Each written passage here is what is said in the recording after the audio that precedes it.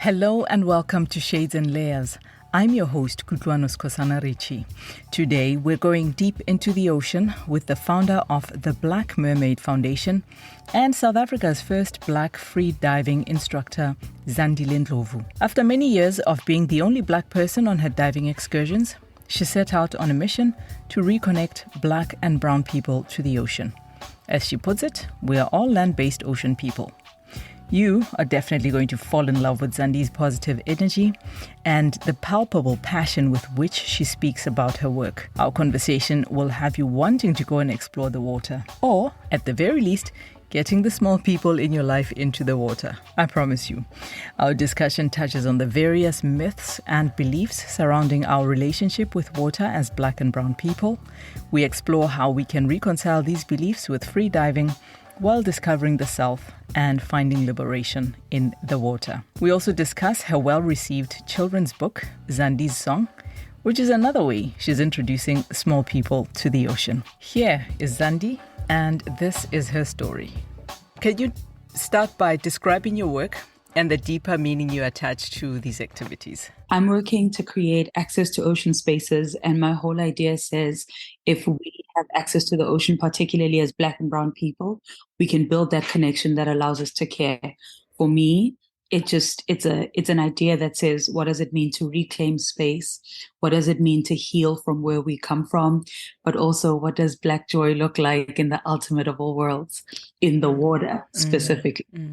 And you look very, very, very joyous whenever you're going into the water. So what led to this work? I think it was from diving for almost 5 years, and you're always the only black person on the boat. And so the idea of identity, the idea of assimilation. And so for me, it just said, what a safe space for expression in the water. Yeah. Can you give us an insight as to how you give people access to the ocean space? Thank you for this. I run a foundation called the Black Mermaid Foundation. And through the foundation, which is a nonprofit organization, we take kids out that mostly live in like township areas to the sea, and we go out on snorkel excursions. So we learn about the ocean, we learn about the conservation aspect, as in the challenges that the ocean is facing. And then the kids kit up and we go into the water. For most of the kids, it's their first time seeing beneath the surface. And so there's always lots of fear. Right. I always say it's actually interesting how the boys might talk the big talk on the but the girls are the first ones to get in. Like every single time the girls will be like, okay, what do you need me to do? And every single moment for me is transformative. And as we're growing, I'm less and less taking the groups out myself. So we're getting help and we're capacitating to make sure that we have space to grow. So you have a team now? Yes. We've outsourced a part of our work to another organization, but I do have an administrator and I do have a strong support team around the foundation. Great. So tell me about these children and how, you find the candidates to go into the water, and, how do you work? Do you partner with schools, etc.? It's actually interesting. From jump, I knew I didn't want to work through schools because I grew up in Soweto. And it's funny how, because of we might all live in Soweto, but we don't have access to the same resources. So some of the families that came from like better earning abilities were teachers, nurses. Those kids went to private schools, and then there were kids in the community that went to the local schools. And so I knew I wanted to focus on a community building initiative that would equalize access, so that all kids would be welcome and no one based on whatever school they go to got access and the other doesn't. Yeah. We work in the community and there's a community advice office. So that's how we get our kids. Hey guys, we've got an excursion coming up. Are you able to get us 12 kids or 35 kids? And because we came through from COVID lockdown, they had all of these lists of the entire community because of the food parcels that were being... Yeah.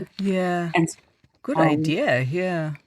In the midst of this crazy pandemic was information that allowed us to know in each house how many kids there are and to be able to work from some kind of organized way to reach as many kids as possible so that they would have their own day out at sea. Yeah.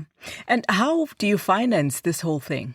This is a very good question. From when we started in 2020, we've always been self-funded, as in I take my pay, I look at my bills, pay for my bills, and then take 4 kids out, and then take another 4 kids out. Mm-hmm. And as I've grown in my income ability, we've been able to expand the amount of kids that we take out.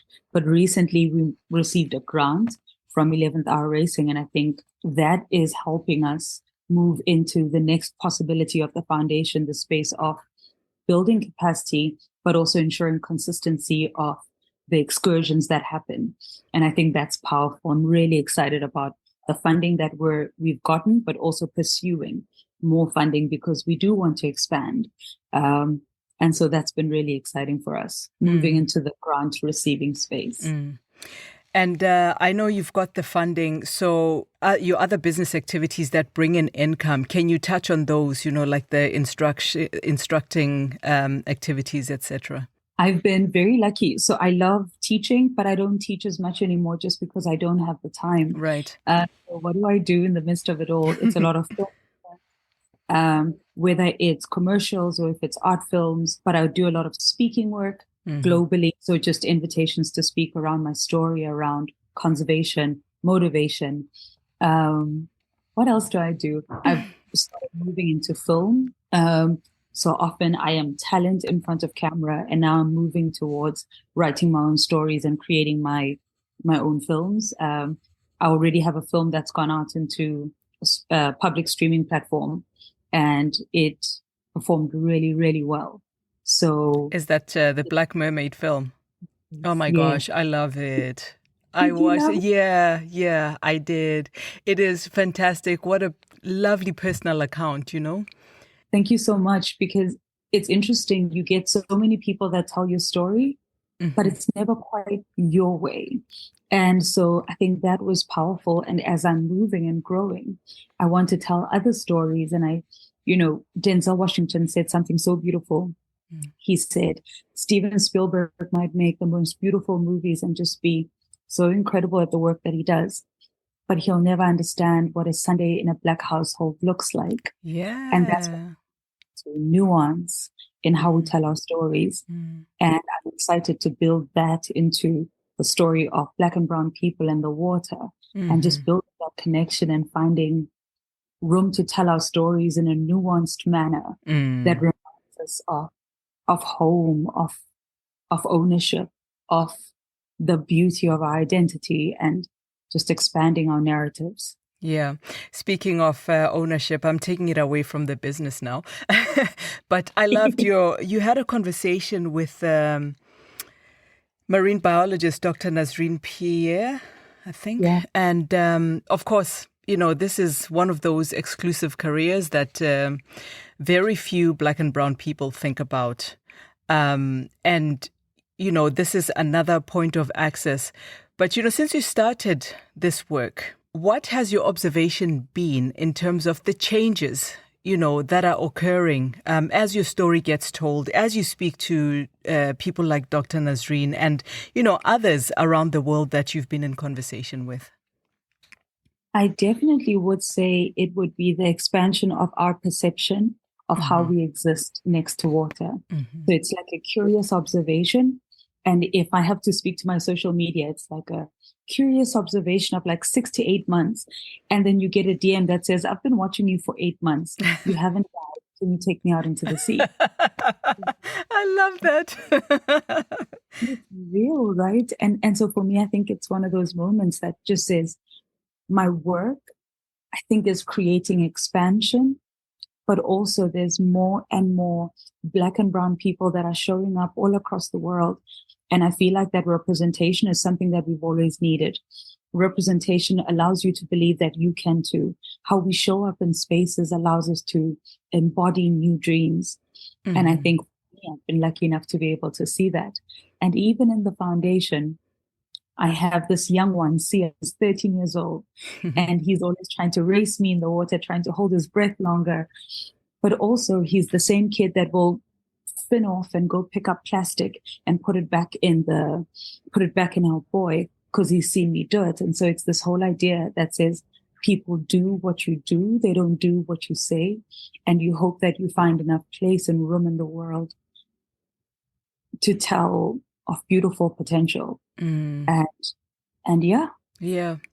So I've also heard you talk about, our fear of water as Black and brown people. So how does a Soweto girl find freedom deep in the ocean? I'm still afraid of the sea. No rational reason behind it. Yeah. None whatsoever, because I am such a good swimmer. I'm a strong swimmer. But the ocean, is one of those spaces where I go in very, very cautiously. Yeah. Do you know, so I did an interview with CNN and we were having a discussion about it. So I had an opportunity to speak to over 50 people from across the world that lived in the ocean in different ways. And everyone was like, oh, I'm the only one. Oh, I'm the only one. And I'm like, do you have a story from your childhood? And so for me, it was like, there's often 3 prongs to it. It's one, the stories that we grow up with in our families. There's a snake in the ocean. There's snakes in the that's going to take you. There's ancestors in the water. But then there's the social whole. Black people aren't water people. And we have taken that narrative and internalized it. We have run to town with Lies. Yeah. And we're holding it as a badge of honor. But the problem is this conversation is not complete. Why are Black people not water people? What does history have to say about that? Can we complete it if we're going to go there, right? And that's on both sides. I will always say this is from both sides. And then for me, the third part says, what does trauma traveling through DNA do to a people? There is an incredible lady called Vita Wade. She's based in Montserrat. And she said to me, Zandi, what do you think? How would you feel about the water if when you looked at it, it was the smell of death? Can you picture the people that traveled over these waters, died in these waters, and witnessed all kinds of traumas around these waters? That blood runs through us too. And so I, for me, remain cognizant of the fact that a lot of us hold fears that are internal, external in society, but are also like you're saying, I'm a strong swimmer, but when I look at the sea, it's daunting. What is that? Right? And so it's just to make room for that, I think. And for me, how do I find space in the ocean? I think it was interesting because I always grew up an oddball. I was an oddball growing up. I just oddballs unite. I found land weird. I found people difficult. I found boundaries difficult of what it means to be a girl. Why don't you behave like a girl? Why don't you walk like a girl? Why don't you behave like a girl? Why is your voice so deep? What does it mean to be a Black woman? These boxes around identity were very difficult for me. And right up straight into my adulthood. And so my first ever snorkel trip is an entire freak out. But at the end of that is like this moment of seeing more beauty than I've ever seen in my entire life. And all of these beautiful animals with wild colors. And they all look so different. And they are perfect. There's no one normative in the ocean. That shaped my life. It felt like I'd finally found my WhatsApp group. The one. Yes. The one is a yellow fish. And it was finding belonging in a place of there's no one way to look. And it's fine. And that's how the ocean ended up being my home. Wonderful. Hey there, before we get back into the episode, I'd like to ask you a favor. If you haven't already, please give us a rating and review on your favorite podcast listening app so that others can find us and share in this journey. 5 stars would be great. Thank you. And now back to my conversation with Zandile Ndhlovu, founder of the Black Mermaid Foundation, an organization dedicated to reconnecting Black and brown people to the ocean. Up next, we discuss how South Africa's migrant labor system disconnected us from nature. We also talk about her children's book, Zandi's Song, as well as the project The Ocean of Color, on which she collaborates with fellow POC and underwater photographer from the Bahamas, Katie Storr. So with all these boxes and lucky you found a place which doesn't put you in a box. But how did you survive corporate life before that? I was barely breathing, barely existing. And I think as a free spirited being, I found it. And I think that's where race came into play for me. When you grow up in Soweto, you grow around other Black people. So there is no reference to Blackness. Exactly. Mm-hmm. And so when I was 21 when I started working, and I will never forget coming back to my friends and saying something is not right in my office. And at the time I had white friends and well, whatever. But the point is I come back to my friends. I'm like, guys, something's not right. I don't know what it is, but something's not right. And a little bit later, I'm like, oh my gosh, I'm the Black. I'm the Black. Black people are going through it. And I'm, all of a sudden you have this moment of looking at who you've always known yourself to be through the lens of what it's very disturbing. The hardship around bodies that look like mine. And so corporate was hard. And because I never held back, I was like, keep me out of it. I don't care what's, been agreed on as normalcy, but I don't want to be a part of that. Mm-hmm. But it definitely got to me because at a point my heart was freaking out because of the tight box. Don't get too big for your shoes. And it's not the shoes of dreaming, but it's the shoes of Blackness. Mm-hmm. Don't get so big, you think, right? And that's when I knew. I was like, I need to start my own business because number one, this manager cannot be it. My life cannot hang off of this. And there was just so much around that, the space of realizing that it's either I choose to betray myself and let my heart die in order to live here and earn the big bucks, or I try something different. Mm-hmm. I bet on me. And that's how I started my first consultancy. And I did great. And then I went on to move into diversity and inclusion work because, again, corporate was so difficult around those facets of existence. And I needed language to move past that's racist. That's racist felt basic. It didn't talk to what was going on. Yeah. And so it's also antagonizing. You can't have a conversation once that is out there. Do you know what I mean? And so I needed language. And as I got that language, I was not only able to heal myself, but I was able to help other organizations heal themselves, communicate better, and see better outcomes with stakeholder management and stability management, which was amazing. Great. And how did you make that transition? Did you have a grand plan or you just decided, all right, that's it. See you later? It's interesting. I don't think I had a grand plan, but what I did know is that I wanted to help Black-owned businesses because I knew that while I was in corporate, Black-owned businesses could never afford someone like me because at the salary at which you're being paid, you're operating at the highest level. You know how to land the biggest accounts. And so when I left, I actually approached 2 companies and I said, hey, listen, you guys need help, but you can't afford my salary. So I can be on retainer to both of you and the both of you can make my salary. What do you want? What do you want? A year later, they'd both met, their hopes and their biggest, brands that they hope to land. Nice. And I felt obviously empowered. I knew I had the skill. I knew how to do it. I knew how to do what needs to be done, but there was a clarity in that. And as I moved across and working in my own healing, the second part, the diversity and inclusion, it did not have as big a plan. I just knew that I was healing. And I think there was space in the world to create better conversations between varying levels of power that move between not only race, but where people come from. And I think that was powerful. And we did fantastic in that industry, way more than I thought we would do. And being managing director for so long, you end up being so strongly head that when I moved into the ocean, I had an opportunity to be heart and driven by the heart. And I think that is probably the biggest blessing to date. Which industry was this? So I was working in the power industry, power construction industry in South Africa. And you know that hard race issues. Yeah. But also it challenged me to be stronger, to be better, to run ahead. And I've always been that person. No train can outrun me. If something's going wrong, I will outrun the train and I will catch it.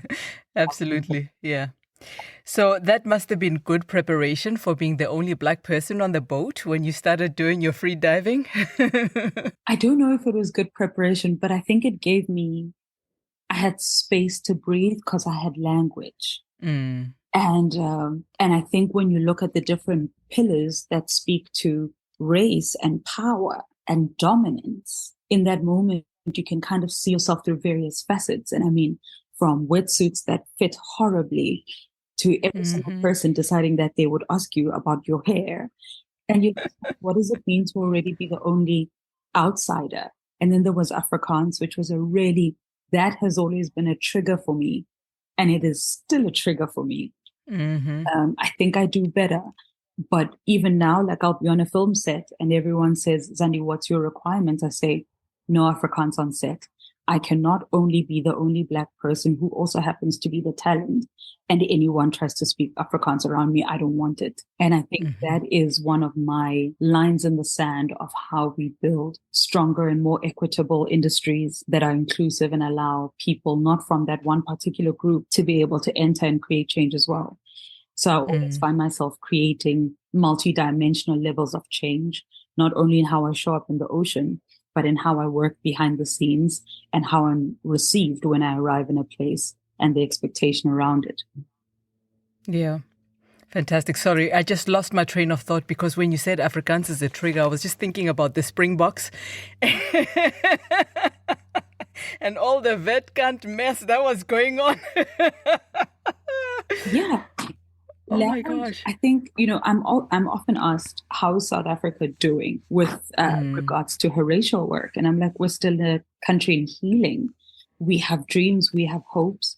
Mandela spoke of a very clear rainbow, and we are committed to the rainbow dream, but we still have things that we're working through, like how power looks a certain way and how Afrikaans is still a way that includes and excludes, especially in big industry like construction and film and, nature-facing film, that is. It's important to say. Yeah. And, there's this whole thing that, it's a thought I've always had that, it's probably the cruelest thing that was ever done by colonialism and capitalism. It's separating people from nature, giving them no access to nature, because then why would you care? Yeah. And also it makes it this exclusive thing, which is why it can be sold back to us. Yeah. No, you're completely right. And when we open this, we open a can of worms, right? We say where we come from. Most of us come from rural homelands. My dad comes from KZN in the rural mountains, but we move into a space of migrant labor and the pursuit of better, the pursuit of income sources, and that kind of made us leave everything else that we ever knew behind. When I speak to my grandmother, she always says we have become monsters. Where I come from, we've always taken care of nature. I don't know what's going on in the world today. We've always been stewards of this earth. We take care of her and she takes care of us. We just don't give back. We just keep taking and taking and taking. Yeah. So back to your work of making, these changes tangible.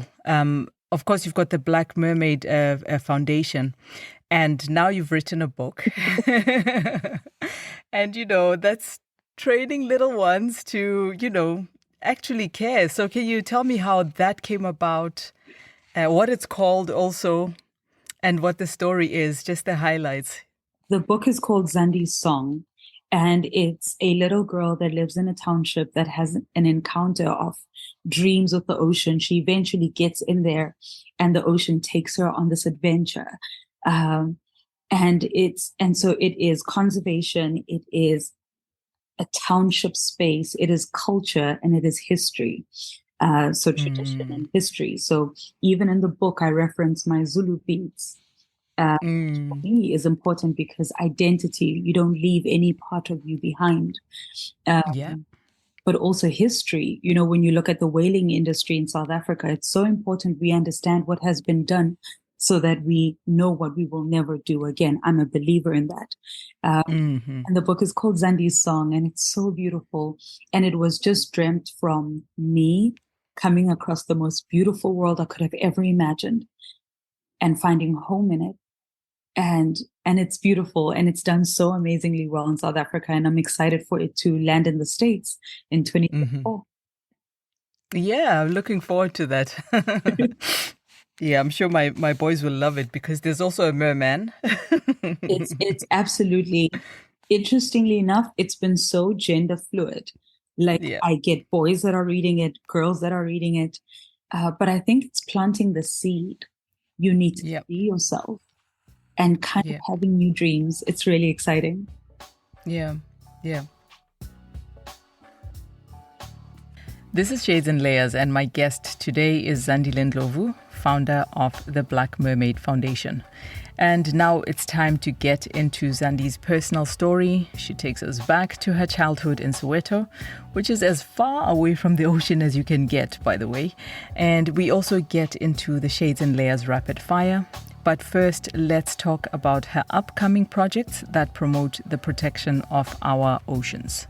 I think one of the things that also makes your work tangible is your visibility. And also working with people across the world. I was fascinated by the Ocean of Color project. Yeah. So can you touch on that, what that is about, who you're working with, and what's your mission? The Ocean of Color is the space that we wanted to create of building active representation of everybody doing incredible things across the world. A digital publication that went out. And it's been so difficult keeping up with that, but it is still a big dream. But I think so. My partner is Katie Storr. She's based in the Bahamas, an amazing woman that started filming in the water way before I'd ever heard of anybody else filming in the water. Right. And so it's been a really great partnership. But I think for me, it's seeing how we can do it better, to be able to make time and space. Again, we go back to what? Consistency. Consistency builds community. And so we're just working on that and getting it right. But it's also been very well received because, again, in the community, who's showing up? How are we making sure that there's publications in the world that remind us continuously, consistently? Yeah, wonderful. Speaking of visibility, of course, you're doing this film work as well. Do you have any special projects coming up in that regard? Definitely do. I find myself, I have this interesting belief, Kutlwano, I have to tell you. When you are dreaming with the universe, you need to allow the universe an opportunity to dream the biggest dream before you speak about the things that have been placed in your womb. And so you need to let that form. And so I think I've just been blessed with knowing the stories I want to tell, writing them, having partners that are able to come on board and give their skills. And so give us a few months and we definitely are going to be putting out something new. And again, you don't have to, when you see my face and you see my name, you know that it's Black and brown people, it's the water, it's stories about us. And that's it. But also I've got an exciting project that comes out in January. And I hope everybody is looking out for it because it's going to be on a global platform and just an amazing work. I can't wait, yeah. So I hear you mention story a lot. Why is that important to you? I feel like story is how we reimagine. I'm a lover of story. I live for story, but it just expands all the worlds that we could ever imagine. Before we travel anywhere, we travel in a book. We travel in the words just to understand where people have been, where they come from, their different languages. And I feel like story stirs imagination. Imagination is where we create the things that change the world. And so if we're unable to see it in our own heads before it has happened, how can we bring it to life? So I believe in story to be able to create things that have not been seen yet with clarity and conviction. And that's how you bring things to the physical world. Yeah. So I always like to get into the background of my guests. So something I heard you mention your grandmother. There's also Soweto in the story. But, can you point to maybe one or two major events or even people that were present, to kind of, when you look back, you think, well, that makes sense. Yeah. This is why I ended up where I am today. Yeah. So do you have any memories that are significant in your trajectory? I definitely have both, and they include the same human, my dad. So when I think of who I am today, like a lot of people have said, where the hell do you get this confidence, this fighter spirit from? Decided you're not participating in things as they are. Who said it's okay? And I think it was my dad. So growing up, my mom was very quick to the belt, over everything. And my dad would just be like, but wait. And I'd be like, yeah, but I don't want that. My dad's like, that's fine. He gave space for expression in a world that felt so tightly set in how things had to be. And I think for me, that was powerful. But when he passed away, that was the second big thing that changed my entire life. And I think I always think about it. It was the realization that if anybody had met me the day before, I would tell of the biggest love I'd ever known. And they would never quite understand that, because the following day, it's just like this vanished existence. And so for me, those were two big lessons. The idea that you need someone who's in your corner, who helps you to liberate your own existence, but also realizing the power of the present moment. That's all there is. We're guaranteed nothing in life. And so what does it mean to be present to the call, present to the love, present to this gift that is this moment? And I feel like when I was younger, I battled expressing emotion, because I think I was angry about it for a very long time. But when I look at it today, I realize that it was the first seed of understanding the gift that is the now, that there is nothing else in this world, this moment.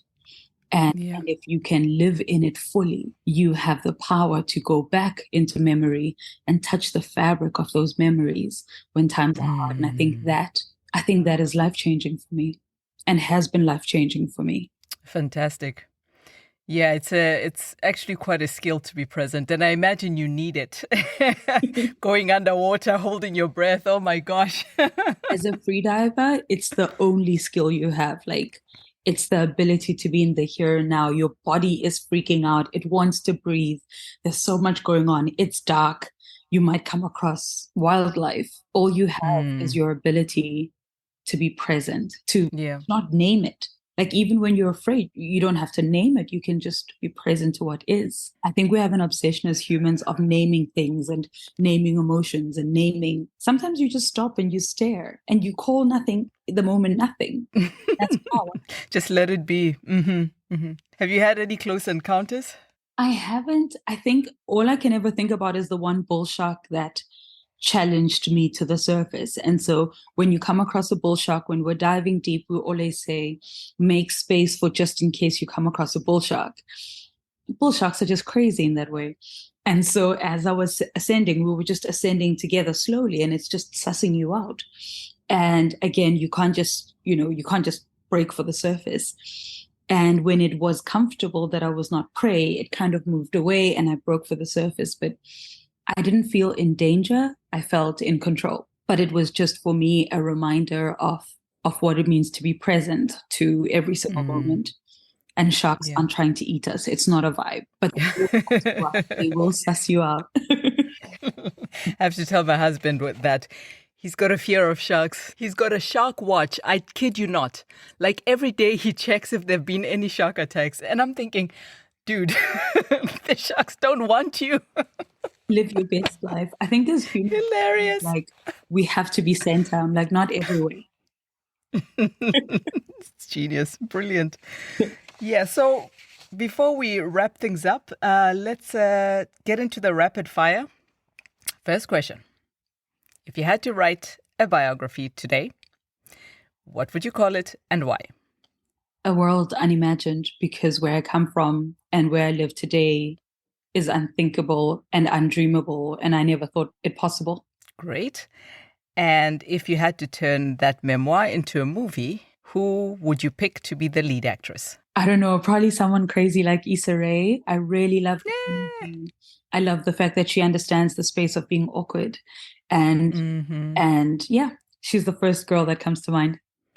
Fantastic. And aside from Issa Rae, if you had to invite a famous Black woman, living or dead, to dinner, who would it be? Maya Angelou. I think the way we hold our beauty as women, so many of us are shaped by her words of what it means to just embody the fullness of our existence and to not be afraid. And also, if I could, Toni Morrison also has amazing work of expanding the idea of creating work for us and for us being the center of the existence. It's beautiful. I love it.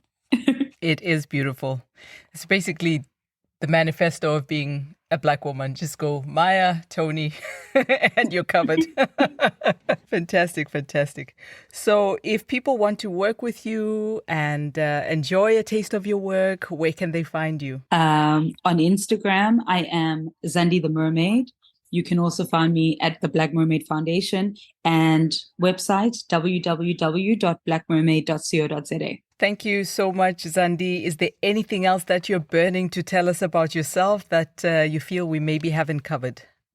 I want to remind us that the ocean is all around us. There's no thriving humanity without thriving oceans. When we think of the fresh water that we drink, that's thanks to our oceans.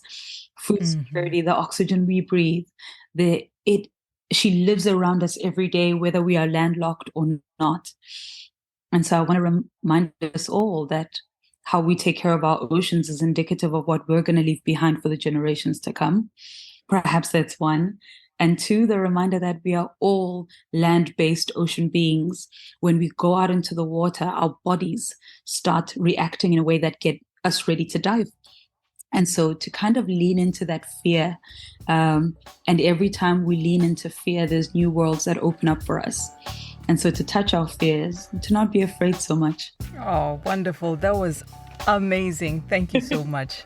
And that is all from me this time around. Thank you for listening, and thank you, Zandi, for sharing your story. It's been an absolute pleasure and an honor.